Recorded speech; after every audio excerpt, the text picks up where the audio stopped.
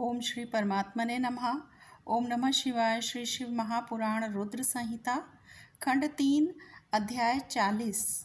भगवान शिव का बारात लेकर हिमालयपुरी की ओर प्रस्थान करना।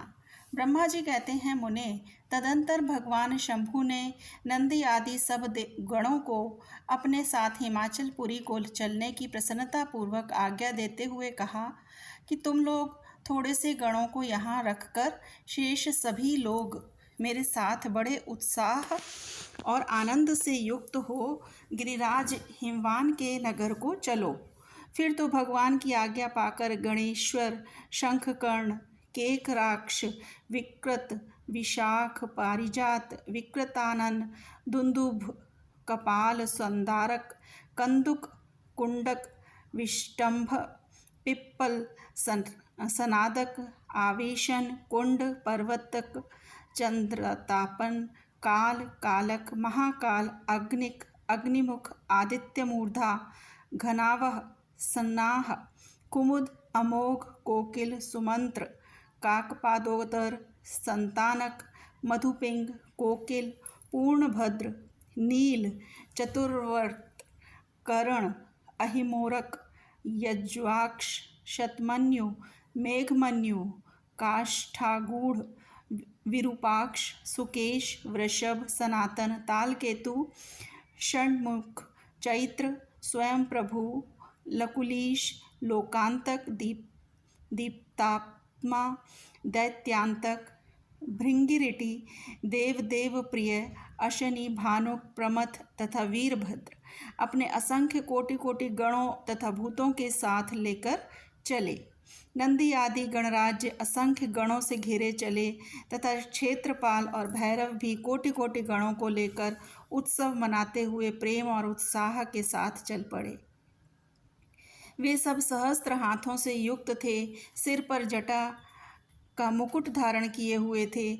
उन सब के मस्तक पर चंद्रमा और गले में नील चिन्ह थे तथा वे सब के सब त्रिनेत्रधारी थे।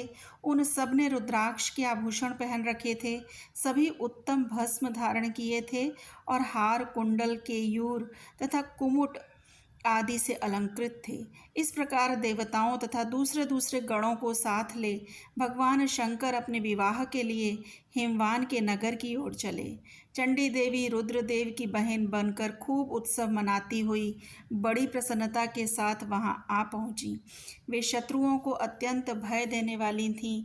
उन्होंने सांपों के आभूषण से अपने को विभूषित कर रखा था। उनका वाहन प्रेत था। वे उसी पर आरूढ़ हो अपने माथे पर एक सोने का भरा हुआ कलश लिए चल रही थीं। वह कलश महान प्रभापुंज से प्रकाशित हो रहा था। मुने, वहाँ करोड़ों दिव्य भूतगण शोभा पाते थे, जिनका रूप विकराल था। उनके रूप रंग की अनेक प्रकार के थे। उस समय डमरुओं के डिम घोष से, भेरियों की गड़गड़ाहट से और शंखों के गंभीर नाद से तीनों लोक गूंज उठे थे। दुंदुभियों की ध्वनि से महान कोलाहल हो रहा था। वह जगत का मंगल करता हुआ अमंगल का नाश करता था। देवता लोग शिवगणों के पीछे होकर बड़ी उत्सुकता के साथ बारात का अनुसरण करते थे। संपूर्ण सिद्ध और लोकपाल आदि भी देवताओं के साथ थे। देव मंडली के मध्य भाग में गरुड़ के आसन पर बैठकर लक्ष्मीपति भगवान विष्णु चल रहे थे। मुने, उनके ऊपर महान छत्र तना हुआ था जो उनकी शोभा बढ़ाता था। उन पर चंवर डोलाए जा रहे थे और वे अपने गणों से घिरे हुए थे।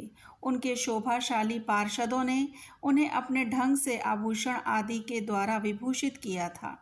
इसी प्रकार मैं भी मूर्तिमान वेदों, शास्त्रों, पुराणों, आगमों, सनकादि महासिद्धों, प्रजापतियों, पुत्रों तथा अन्यान्य परिजनों के साथ मार्ग में चलता हुआ बड़ी शोभा पा रहा था और शिव की सेवा में तत्पर था।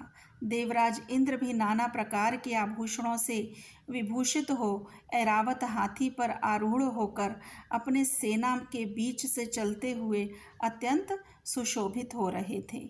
उस समय बारात के साथ यात्रा करते हुए बहुत से ऋषि भी अपने तेज से प्रकाशित हो रहे थे। वे शिवजी का विवाह देखने के लिए बहुत उत्कंठित थे।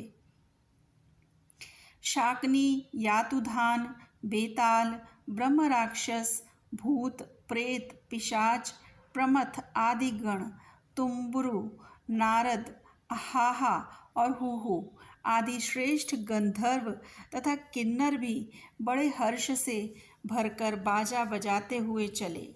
संपूर्ण जगन माताएं, सारी देव कन्याएं, गायत्री, सावित्री, लक्ष्मी और अन्य देवांगनाएं, ये तथा दूसरी देव पत्नियां जो संपूर्ण जगत की माताएं हैं, शंकर जी का विवाह है, यह सोचकर बड़ी प्रसन्नता के साथ उसमें सम्मिलित होने के लिए गईं।